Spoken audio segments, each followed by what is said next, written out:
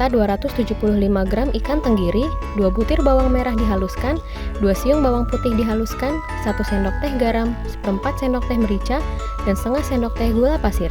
Uleni sambil dibanting-banting hingga tercampur rata. Tambahkan 1 putih telur, uleni hingga rata.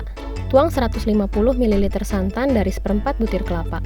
Aduk sampai kalis, masukkan 50 gram tepung hunkwe dan 1 batang daun bawang iris halus. Aduk rata. Ambil 1 potong tahu bulat yang sudah digoreng dan bagi 2. Oleskan adonan, goreng di dalam minyak yang sudah dipanaskan sampai matang. Untuk membuat saus, tumis 2 siung bawang putih cincang halus dan 2 buah cabai merah besar cincang halus sampai harum. Masukkan 3 sendok makan saus tomat dan 1 sendok makan saus sambal, aduk rata. Tambahkan 1 sendok teh kecap ikan, seperempat sendok teh garam, dan setengah sendok teh gula pasir. Tuang 250 ml air, masak sampai mendidih, kentalkan dengan larutan maizena yang terbuat dari 2 sendok teh maizena yang dilarutkan dengan 2 sendok teh air. Masak sampai meletup-letup, sajikan otak-otak bersama saus.